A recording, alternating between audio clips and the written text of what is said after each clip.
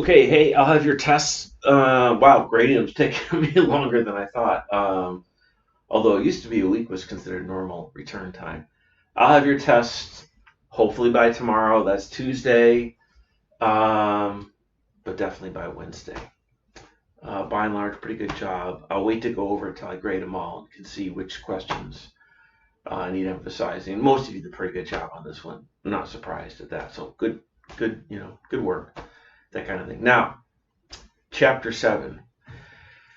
There's not a lot theoretically going on in chapter 7, but it's just improving and expanding your skill set, your ability to just work with polynomials and to solve basic equations. So what I'm going to do is I'm going to leave the reading and studying of 7.1 through 7.3. That's up to you, but please ask me questions. Please, please, please, if you have any. Please. Or not, please, either way. But ask me questions if you have questions at 7.1 through 7.3.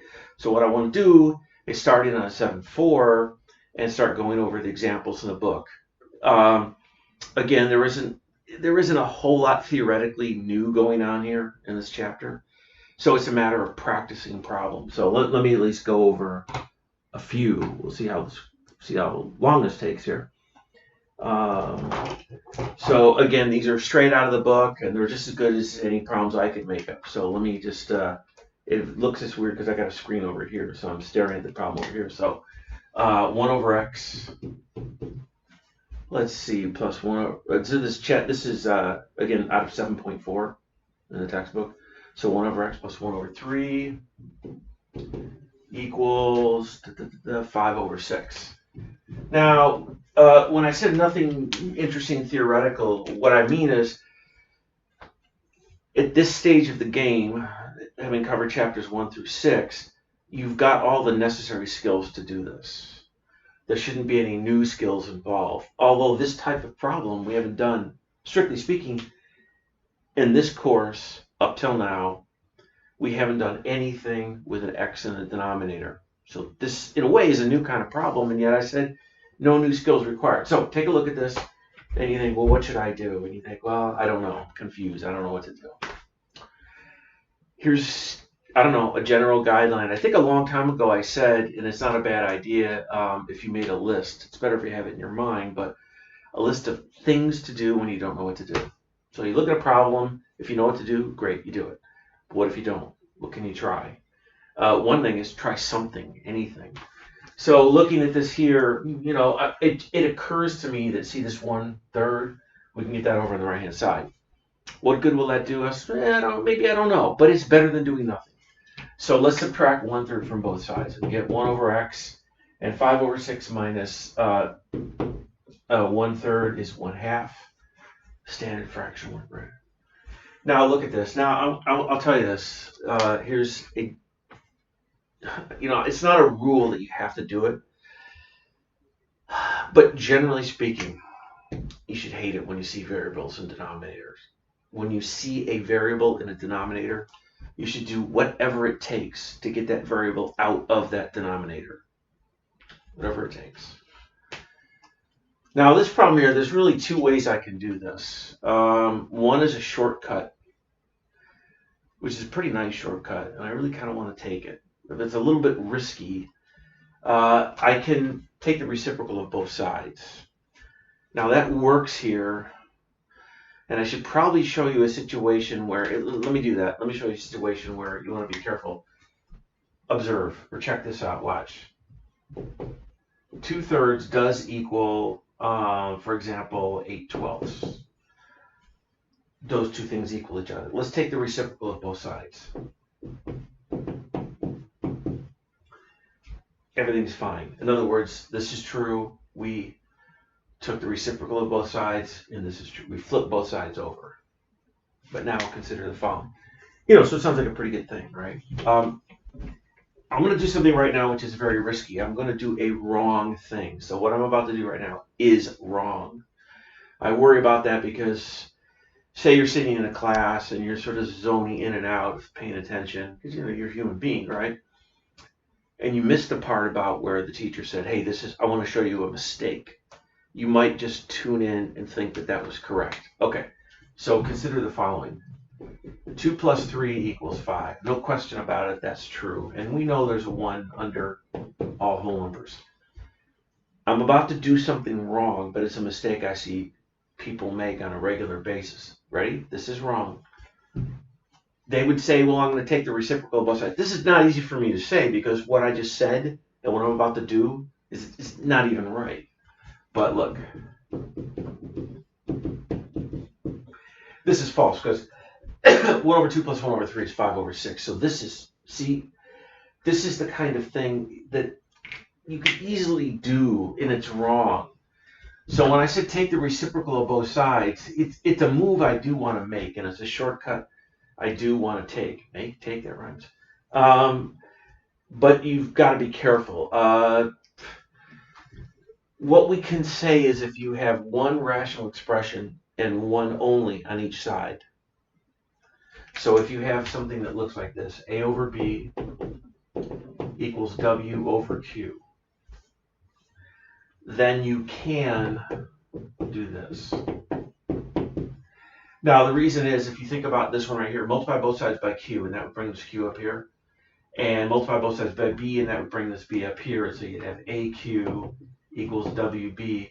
And then let's divide both sides by, what should we divide by if I want to, if I want to turn it into this? If I want to turn it, this is a perfectly fine idea right here. Let's divide both sides by A. See, if I divide both sides by A, that would put this A down here underneath the B. And divide both sides by W, and that would put the W under Q. And then, if this equals this and this equals this. So it's not, it's a justified, in a way, we could even say that was a little mini theorem there. But you can take the reciprocal of both sides. On the other hand, if you wanted to, watch, let's multiply both sides by X. And you'll get 1 equals 1/2 X. And we know how to solve this, multiply both sides by 2. So X equals 2. So there's a couple of different ways to do it, but whatever, there's only one right answer, and it wasn't too difficult, and it certainly didn't involve any new skills, even though, strictly speaking, it was a new kind of problem. And, the book has a couple more examples like that. So let me go forward to a more complicated looking problem. In fact, let me start with this problem right here.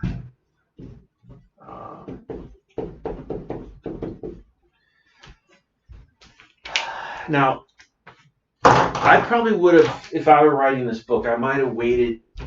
I don't know. Look, I'm going to follow the order in the book. It's perfectly fine order, and it makes sense. This is called the quadratic equation. Any equation with an x to the power of 2, but no power of 3, no power of 4. Any equation of this form is called the quadratic equation. And I want to tell you why it's called the quadratic equation, because I think it's good to know. But let's just go ahead and solve it first. So you look at this and you think, gee, I don't know how to solve it. And I know most of you have probably seen this before. Fine. Again, suppose you never had. You would look at this and stare at this, and you might try a few things, maybe add 2 to both sides, I don't know what. You try a few things, and it's like you're lost in the woods, and you try going down this path and this path and this path, and they don't seem to lead anywhere, so you don't know what to do. Maybe it finally occurs to you to try factoring this, which would actually be pretty, well, you can factor that, but here, let me make the problem a little bit easier. There. You could have factored that, but it would be, we don't want to do that right now. Later on, chapter 9, we'll do that. So let's factor this. Now, why am I factoring this? And the real reason is, at first, I don't know what else to do, so I'm doing something. I think a minute ago I said, if you don't know what to do, do something.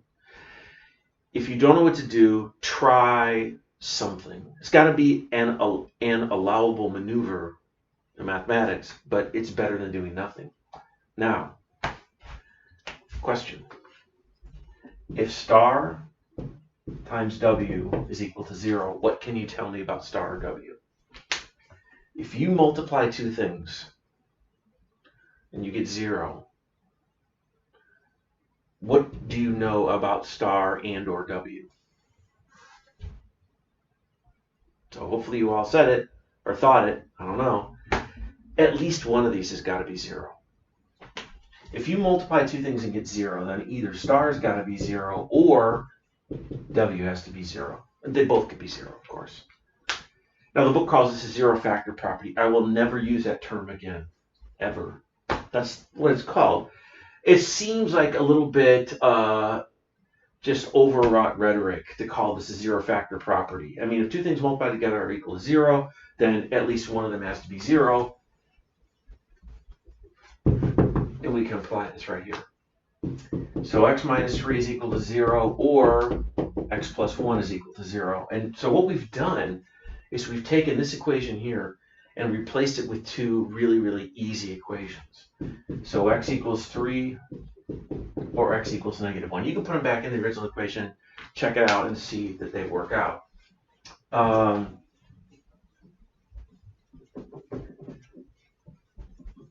You know, when it comes to quadratic equations, I probably should have started here.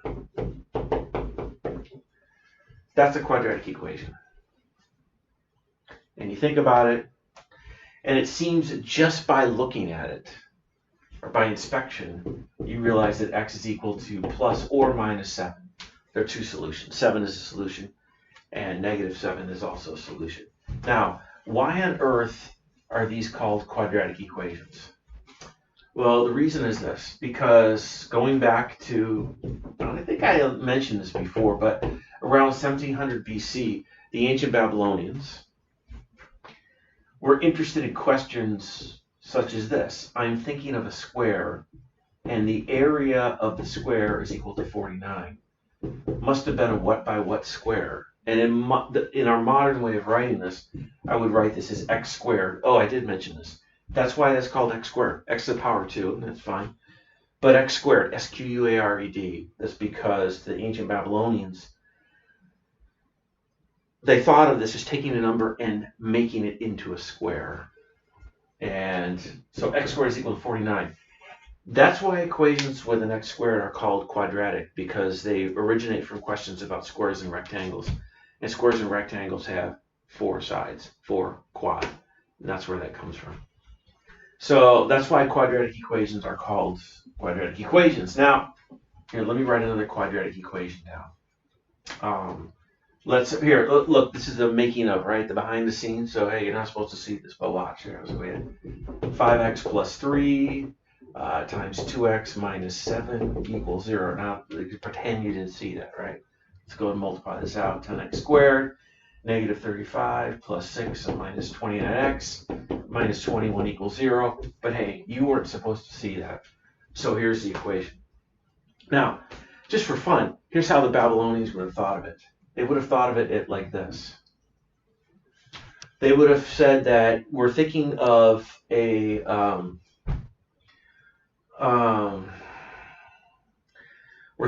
square. There's a couple different ways you can think about this, but we're thinking of a square, and 10 times the area of the square minus 20 times the length, 29 times the length of one side is equal to 29. Sounds like a terrible word problem. 10 times the area of a square minus 29 times the length of one side is equal to 29. Now, I mean, there's some issue with units here, but we maybe navigate around that. But that's why these are called quadratic equations, because that would be a question that comes from, what was a question about a square, and a square has 4 sides. Now, I'll write it in our more modern style, which is the style right here. And how are we going to solve this? Well, we look at it, we think about it, we don't know what to do, so eventually we factor it. It's pretty easy to do because you all saw this up here, right? And then we use a zero factor property. Hey, I said I would never say that again, and then I just did it. But look, if two things multiply by each other equal 0, then at least one of them has to be 0. So 5x plus 3 is equal to 0, or 2x minus 7 has to equal 0. And, subtract 3 and divide it by 5, so negative 3/5, or add 7 and divide by 2, x equals 7/2. Okay, so there's quadratic equations. Now, is there a catch? And the answer is, yeah, you bet. What do you do if you can't factor this? Well, for us, we're going to wait till chapter 9, so we're going to wait a couple of weeks. And I kind of want to go there right now. It's one of my favorite topics, but we're going to wait. We're going to follow the order of the book. So for right now, if we run into a quadratic equation, it's going to have to be easily factorable. I have to guarantee that to you, and so does the book. Now, in the spirit of that, let me do the next type of problem I see here. 1 minus Okay, equals negative 6 over x squared. Okay, again, I'm probably going to sound like a broken record, and I know that I do, but you look at this, say you've never done this kind of equation before, so you stare at it and you don't know what to do. What are you going to do? So there is this kind of bag of tricks, things you can always try doing. And for this one here, there's a couple things we could try doing, but I tell you what. One strategy is to get everything on one side and a 0 on the other. If you get everything on one side and a 0 on the other side, that's usually referred to as the standard form of that equation. Everything on one side, 0 on the other. It's a good standard jumping off point, especially if you don't know what to do. It'll give you something to do to kill time. So let's go ahead and get this over on this side. This will not seem very helpful at first, but let's just go ahead and do that.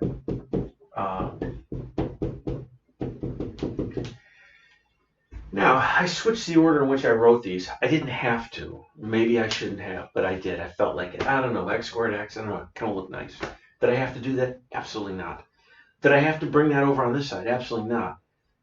And there are many other ways we could solve this. They're just kind of like variations on the theme. But now, what to do next? It's a tough call because there's two things screaming out at me. One thing says maybe we can add these rational expressions. But in the spirit of what I said a minute ago, if you see an x, if you see a variable, an unknown in a denominator, get all the variables out of the denominator. Get the unknown out of the denominator. Get the x out of the denominator. So let's multiply both sides by x squared.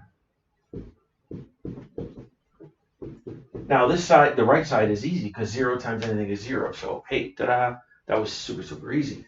Let's go ahead and multiply this out. We have three things. This times this. Again, see, it's more fraction stuff. The fraction stuff, the fraction stuff, the fraction stuff. Oh, man, if only there was a pill you could take it and you were an expert at fractions. It would be amazing how much easier all math would seem for most people. So hopefully you've all mastered your fractions, and doing this kind of thing isn't an issue. I have no way of getting any feedback right now, but this times this, so minus, oh, hey, you can always message me, email me. And then this times this, plus x squared. And then you look at this and you say, hey, that's a quadratic equation. Yeah, we just did that kind of. In fact, let me just go ahead and write it maybe the way we're more familiar seeing it, like this. Now, what I said a minute ago, and this is true, if the problem's from me or from the book, we have to guarantee to you for the time being that this is factorable. So that is kind of a clue, and that is sort of a hint. So x, and we have maybe minus 3, minus 2. And then you said each is equal to 0, so x is equal to 3. Or x is equal to 2. Now, there's all kinds of problems like this, and in a way what we're doing is we're just using the skills that we've developed up till now to solve these equations. I should probably do one more before I conclude. Yeah, okay, let me do, again, we're in 7.4. Here, I'll pick, this looks like a pretty juicy one right here. Sort of terrifying looking one, Reese's, but it's not.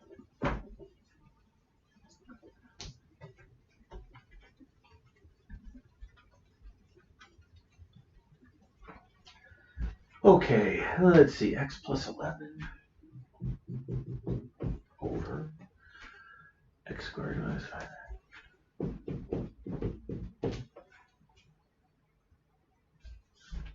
Making sure I get all the plus and minuses here.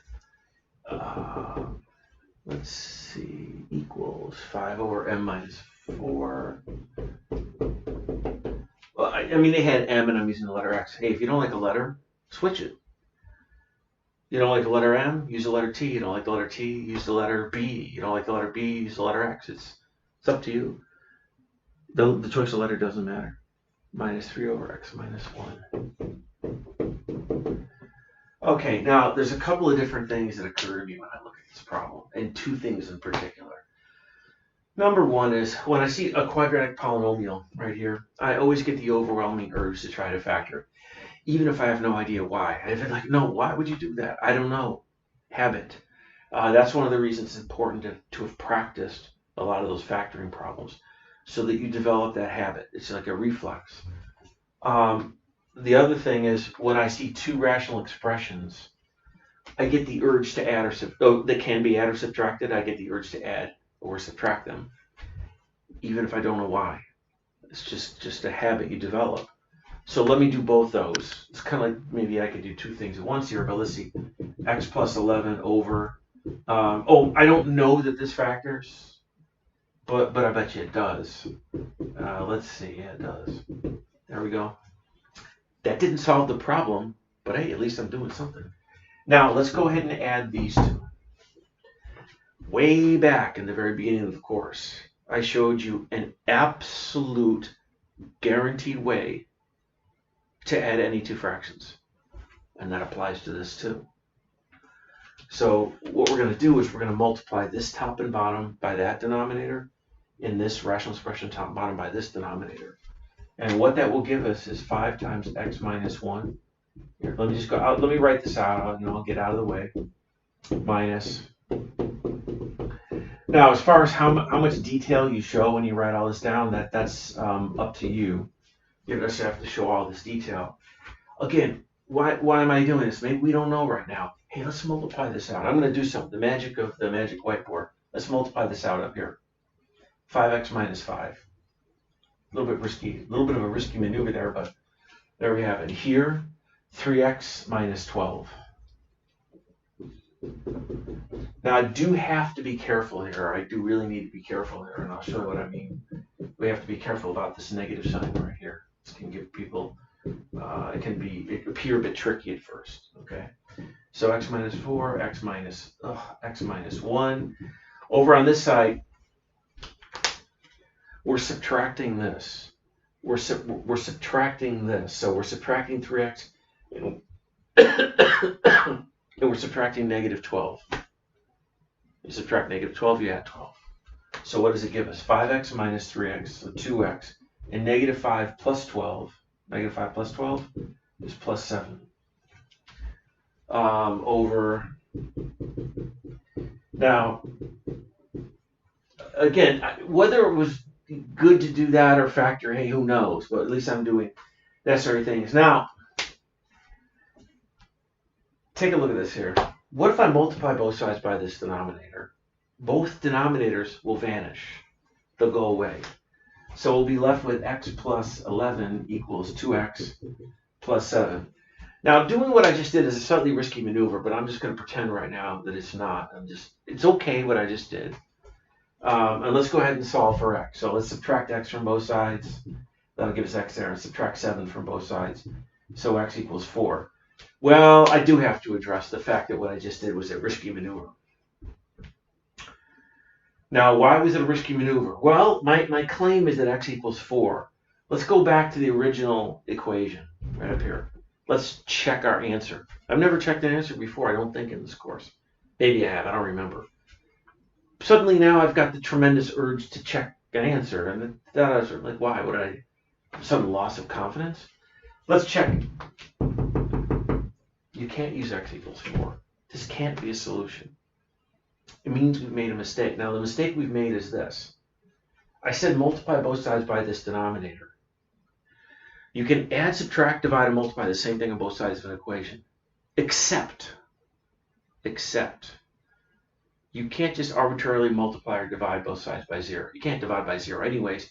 And if you multiply by 0, you can make something which is never true. I'm pretty sure I showed you an example of that, but here'd be a classic 1 equals 2. 1 equals 2. 1. That's not true. That's false. But multiply both sides by 0, and you get 0 equals 0. So you could take a statement which is never true and turn it into a statement which is true.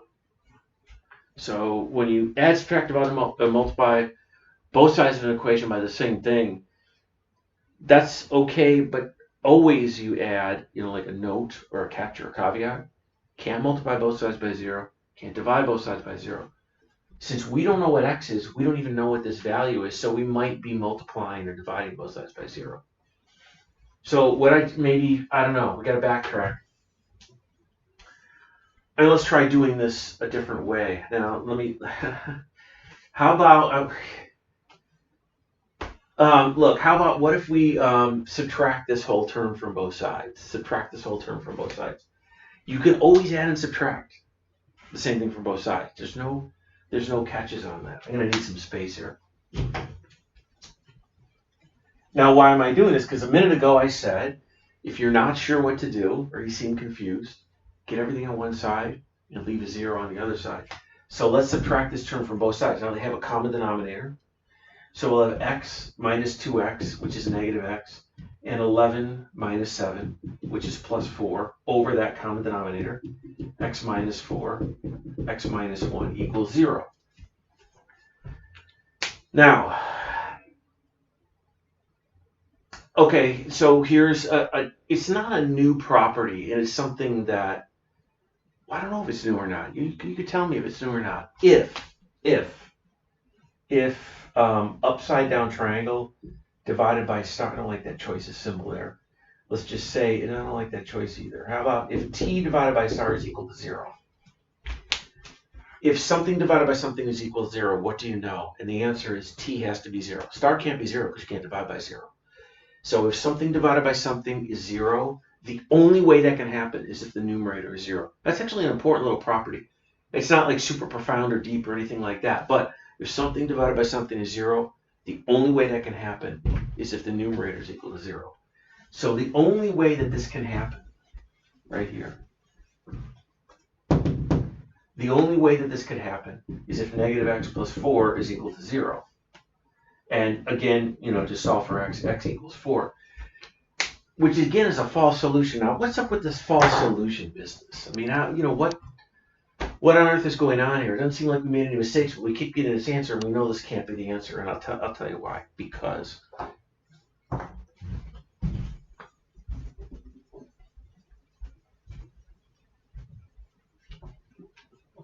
let me write down something here. Let's say 1 over x minus 1 equals 5.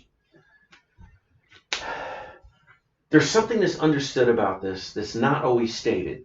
Maybe it should be, but nobody usually bothers to state it all the time. But it needs to be understood. When I write something down like this, what I should be saying is, hey, take note or take heed, or like little fine print at the bottom of an ad. I write this down, and then in parentheses, I should probably say, hey, I'm not sure exactly how I want to express this right now. I was trying to think of something funny, but I'll just say what I wanted to say. X should not equal 1. In other words, no matter what you think or no matter what you do with this equation, x can't equal 1. I'm saying that going into it. X can't equal 1. So if you solve it and you get an answer, quote unquote, so that's like an answer of 1, well, that can't be the answer because we declared up front that cannot be the answer. If you look back at that problem I just erased, going into it, one of the things we would have said is, hey, before we do anything, x can't equal 4. So if you think, just like whatever you're going to do, x can't be 4. You can't divide by 0. We talked about why. Hopefully you can remember. So not only do you know you can't divide by 0, but you know why. Now, this idea of you can't divide by 0 and you want to be aware of that or on your toes for that, it is something you want to be aware of. And it is something that you want to be have rattling around in the back of your mind more or less at all times.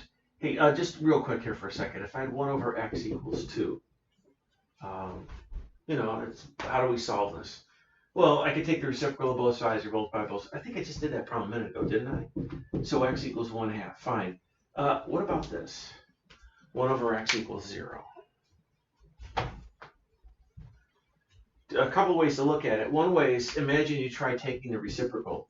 Well, that would force you into dividing by 0, and you can't divide by 0. So that would not be allowed.